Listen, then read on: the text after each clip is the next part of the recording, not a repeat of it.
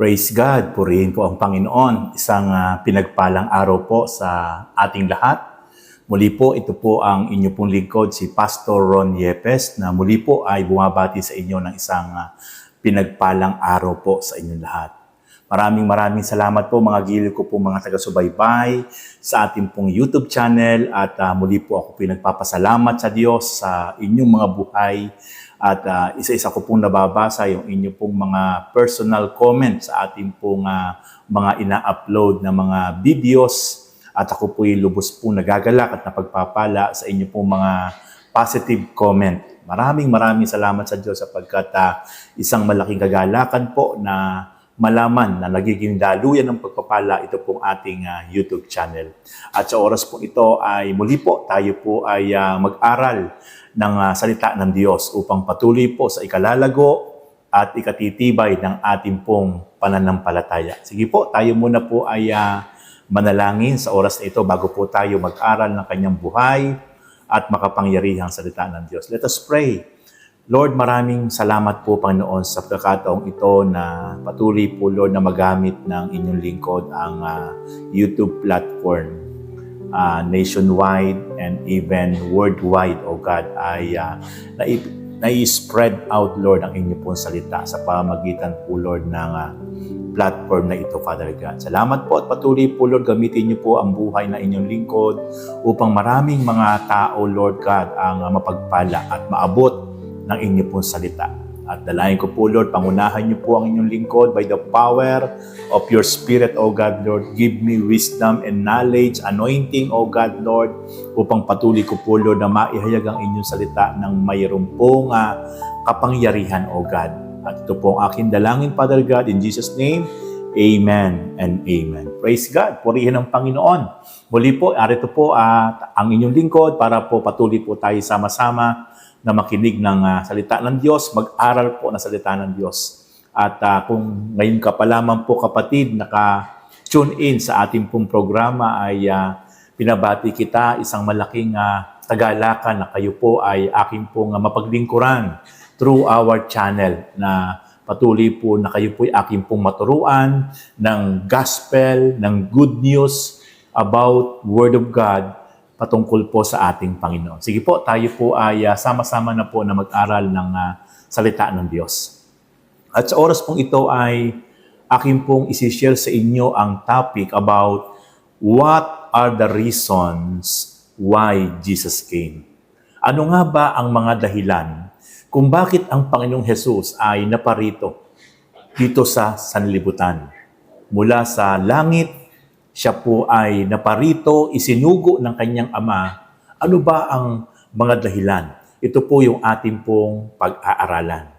At napakahalaga po na ito po'y malaman ng bawat isang tao na nabubuhay sa ibabaw ng mundo. Sapagkat ito po talaga ang reasons, ang mga dahilan kung bakit si Jesus Christ ay naparito sa sanlibutan. In the book of John chapter 12 verse 46, ito po yung sinabi ng ating Panginoon na mababasa po natin sa Bible from the book of John chapter 12 verse 46. Ito po ang sabi niya, I have come into the world as a light, so that no one who believes in me should stay in darkness. Makikita po natin na mismong sinabi ng ating Panginoon, siya ay naparito sa sanlibutan upang maging siyang ilaw ng sanlibutan. At ang sino mang kikilala sa Kanya, ang sino mang mananalig sa Kanya, ay hindi na mananatili sa kadiliman. Ito po yung napakagandang dahilan o napakagandang rason kung bakit ang ating Panginoon ay naparito sa sanlibutan. Sapagkat ang sanlibutan ito ay naiimpluwensyahan, nababalot ng kadiliman, na ang dulot ay kasamaan sa pamamagitan ni Satan. At kung bakit ang Panginoon ay naparito upang ang mga tao na nasa ilalim ng kapangyarihan ng kadiliman, ng mga gawaing masama, ay kunin ng ating Panginoon upang maliwanagan, upang hindi na manatili ang bawat isang tao na mananampalataya, tatanggap at mananalig sa ating Panginoong Hesukristo. Yan po ang napakahalaga na misyon ng ating Panginoon. Kaya po, kapatid, mapalad ka. Kung bakit ka ngayon nakikinig sa programang ito, Pastor Ron Yepes, sapagkat ikaw ay mahal ng Panginoon. Nais ka niya na patuloy na maimpluwensyahan ng kaningningan, ng kanyang kaliwanagan upang ikaw at ako ay hindi manatili sa kadiliman, sa gawa at pwersa ng kaaway. Ano pa po ang mga dahilan kung bakit ang ating Panginoon ay naparito dito sa sanlibutan? First point is to seek the lost. Kung bakit naparito ang ating Panginoon sa sanlibutang ito ay para hanapin ang mga nawawala. Sapagkat ang mga tao sa ibabaw ng mundo ay lito, hindi alam ang kanilang patutunguhan. Hindi alam ang kanilang gagawin. Kaya napakahalaga ng mga taong itong lito, naliligaw, walang alam, sa impluwensya ng kaaway, ay kailangan talaga sila ay hanapin. In the book of Isaiah chapter 53 verse 6a, tinan niyo po kung sino-sino po yung mga nawawala, kung sino-sino po yung mga naliligaw sa ibabaw ng mundo. Sabi ng Isaiah 53 verse 6a, tayong lahat ay tulad ng mga tupang naliligaw. Nagkanya-kanya tayo ng lakad. Makikita po natin, sinabi po ng Diyos sa kanyang salita sa Biblia na tayong lahat, all of us, tayong lahat ay naliligaw. Nagkanya-kanya tayo ng lakad. Kaya ito ang dahilan kung bakit ang bugtong na anak ng Diyos na walang iba kundi ang ating Panginoong Hesus na nagkatawang tao ay para hanapin ang mga nawawala. Ikaw at ako yon, tayong lahat ay kabilang sa mga naliligaw, sa mga nawawala. Kaya napakabuti ng ating Panginoon Diyos sapagkat isinugo niya ang kanyang kaisa isang anak upang hanapin ang mga nawawala at ibalik sa kamay ng ating Panginoon Diyos. In the book of Luke chapter 19 verse 10, for the Son of Man came to seek and to save the lost. Makikita po natin, ang anak ng tao ay naparito upang hanapin at iligtas ang mga nawawala. Kaya ito po yung first reason, first purpose ng ating Panginoong Hesus kung bakit siya naparito sa sanlibutan. Para hanapin ang mga nawawala. At ikaw yon at ako yon. Kabilang tayo sa mga nawawala. Kaya ngayon sa oras na ito, kapatid, napakapalad mo. Sapagkat kung ngayon ka pa lamang nakapakinig sa programang ito, ikaw ay natagpuan ng ating Panginoon. Sa pamamagitan ng mensaheng ito, ng salita ng Diyos, ikaw ay nahanap ng ating Panginoon. Huwag mo nang hahayaan na ikay patuloy pa na maligaw. Sapagkat ang nais ng Panginoon, hindi tayo manatili sa kadiliman.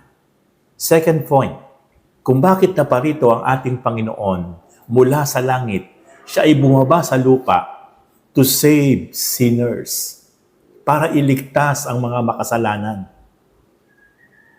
upang hindi mapahamak in the near future.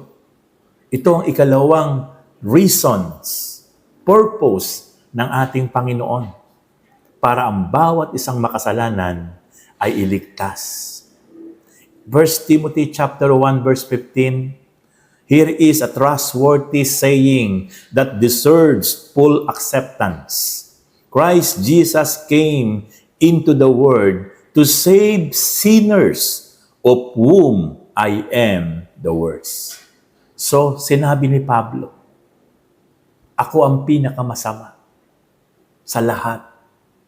Pero sabi ni Pablo, si Jesus Christ ay naparito sa sanlibutan para iligtas ang mga makasalanan. At ako ang pinaka masama.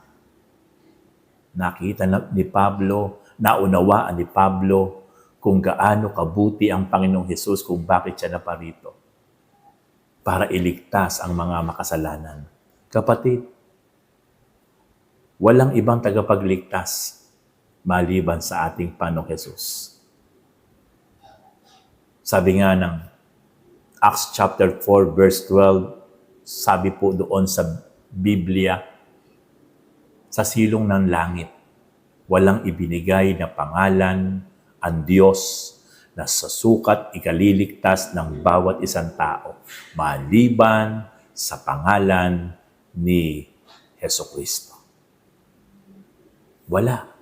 Walang matatagpo ang pangalan sa silong ng langit, sa ibabaw ng sanlibutan, sa ikaliligtas ng bawat isang taong makasalanan, maliban sa pangalan ng ating Panginoong Hesukristo. Praise God. Kaya kapatid, ito ang ikalawang purpose para iligtas ang mga makasalanan. Para hanapin ang mga nawawala. And then, ikatlong dahilan kung bakit naparito ang ating Panginoon to call sinners to repent. Para tawagin ang mga makasalanan at para magsisi. In the book of Luke 5:31-32, Jesus answered them, "It is not the healthy who need a doctor, but the sick. I have not come to call the righteous, but sinners to repentance." Napakaliwanag na sinabi ng ating Panginoon in the book of Luke chapter 5 verse 31-32, hindi kailangan ng magagamot ang mga walang sakit. Ang mga may sakit ang kailangan at nangangailangan ng mga magagamot. At hindi na parito ang ating Panginoon para sa mga matuwid. Naparito siya para sa mga makasalanan upang magsisi. Ito ang ikatlong dahilan kung bakit naparito ang ating Panginoong Hesus. Para sa mga makasalanan at para magsisi. Kapatid, tayo ay kabilang sa mga taong makasalanan. Tayo ay kabilang sa mga taong naligaw. Tayo ay kabilang sa mga taong nawawala. Tayo ay kabilang sa mga taong dapat iligtas. Kaya sa oras nito, napakapalad natin. Nasumpungan natin ang ating Panginoong Hesus sa pamamagitan ng Kanyang salita. And then, last point. Kung bakit naparito ang ating Panginoon is to give His life as a ransom. Para ibigay niya, irigalo niya ang kanyang sarili. Kung bakit siya namatay sa krus. Tiniis niya ang hirap, tiniis niya ang kamatayan na walang kapares. Bilang kabayaran, kapalit ng napakalaki nating kasalanan na walang katapat. Iyon ang kanyang pinantubos. To give His life a ransom sa ating napakatinding kasalanan.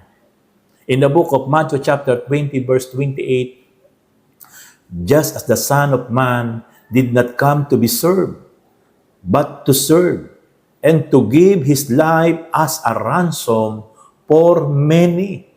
Naparito ang anak ng tao. Walang iba kundi ang anak ng Diyos na si Jesus Christ. Hindi para paglingkuran, kundi para maglingkod. At ibigay ang kanyang buhay para sa marami.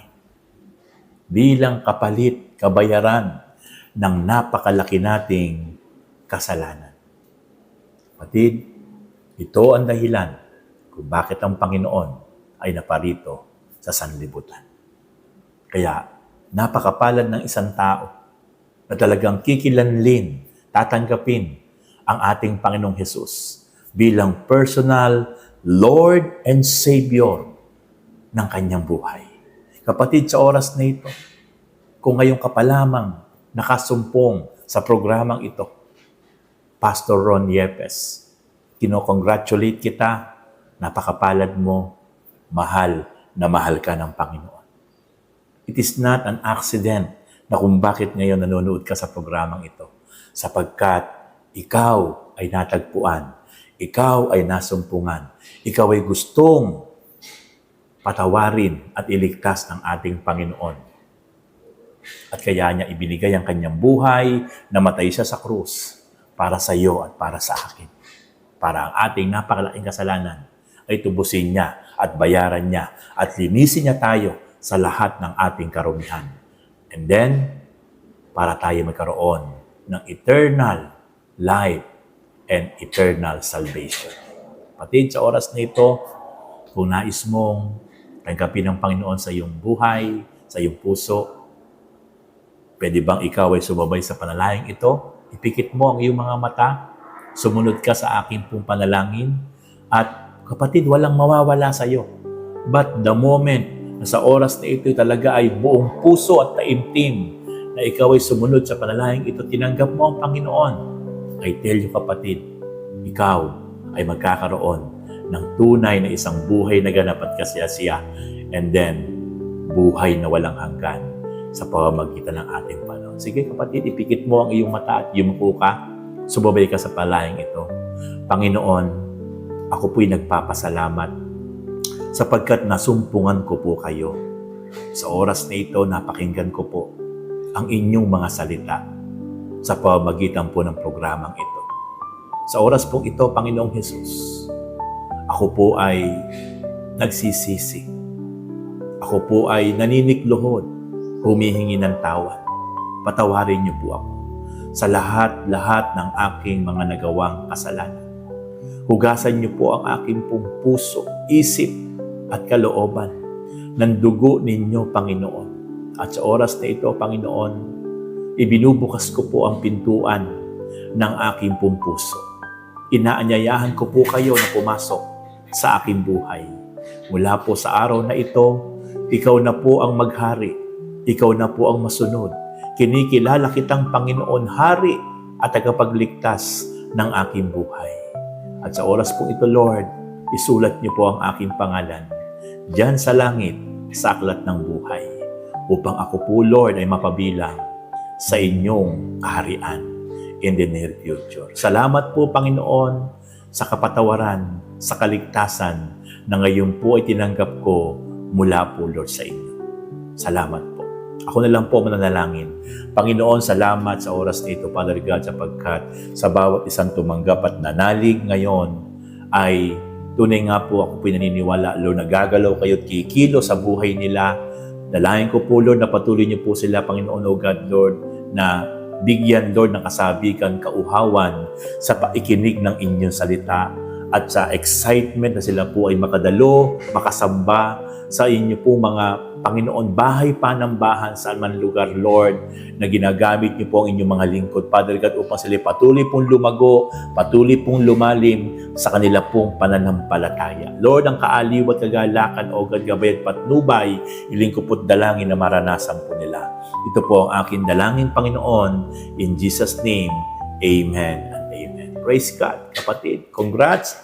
At sa oras na ito ay, ikaw ngayon ay magpatuloy na talagang masabik, mauhaw, dumalo sa mga gawain na kung saan ang Panginoong Hesus ang ipinapangaral bilang Panginoon at Hari at tagapagligtas. Kapatid, sa oras na ito, magpatuloy kang makinig sa programang ito at sasabihin ko sa iyo, patuloy ka talagang lalago at lalalim sa iyong pananampalataya. Mga kapatid, kung meron po sa inyo mga may sakit, karamdaman, pisikal, anumang uring karamdaman yan, meron kayong mga prayer request, sige kapatid, ilais kitang ipag-pray, yumuko ka sa oras na ito, idampi mo ang iyong kanang kamay sa parte ng iyong katawan na may sakit, yung mga prayer request mo ngayon, yung sampalatayan na ito, ibibigay sa ng Lord, ipag-pray kita kapatid, sige, igagrant ng Diyos yung prayer request mo, may gagawin ng Diyos sa oras to sa buhay mo kapatid, manampalataya ka na walang bagay na mahirap at imposible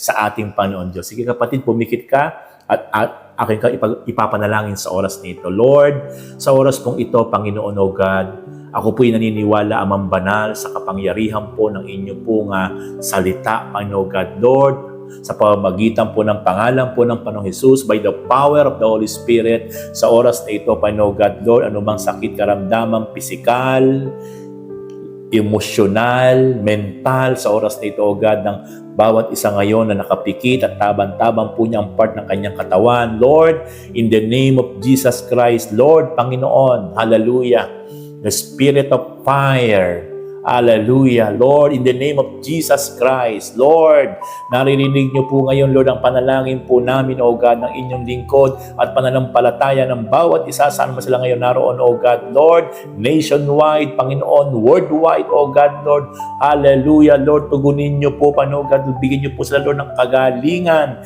healing, and miracles right now, in Jesus' name. Hallelujah. At tunay nga po, Lord, ipaparanas niyo po, Lord, sa kanila. Salamat, Lord, Panginoon, sa himala. Salamat, Lord, sa healing and miracle ngayon, Lord, na ipinagkaloob niyo po sa bawat isa, Lord, na nananalig ngayon, na mga nakatune in sa programa ng inyong lingkod. Sila po'y nakaranas ng himala, nakaranas ng kagalingan sa pangalan po ng Panginoong Hesukristo. In the name of Jesus Christ. Hallelujah. And then, kapatid, yung prayer request mo, na matagal mo nang hinihiling, inaasam, sa oras na ito, kapatid, in the name of Jesus Christ, ay tunay nga na ito ay ipinagkaloob na sa iyo ng Panginoon. Ito ngayon ay mararanasan mo, iginarant na ng Panginoon ang prayer request mo, in the name of Jesus Christ, the Son of the living God. Hallelujah! Salamat po, Panginoon God, Lord, sa himala. Salamat, Lord, Panginoon God, sa provision. Salamat po, Lord, sa highly favor, O God, na ginawa niyo po ngayon sa aking mga kapatid, sa aking mga taga-subaybay sa programa po ito. Ito po ang aming pasasalamat muli, Amang Banal, sa inyo sa pangalan po ni Jesus Christ, in the name of the Lord Jesus Christ, and by the power of the Holy Spirit. Amen and amen. Praise God. Hallelujah. Muli, kapatid, kung nakaranas ka ng himala, nakaranas ka ng pagpapala sa programang ito, i-share mo ang ating videos para mas maraming mapagpala.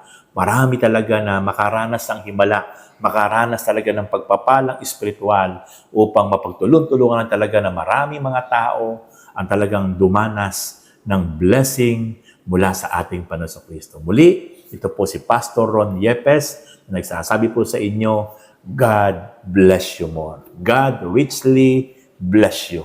Maraming salamat po at pagpalain po tayo ng ating Panginoon Diyos. Praise God. Hallelujah.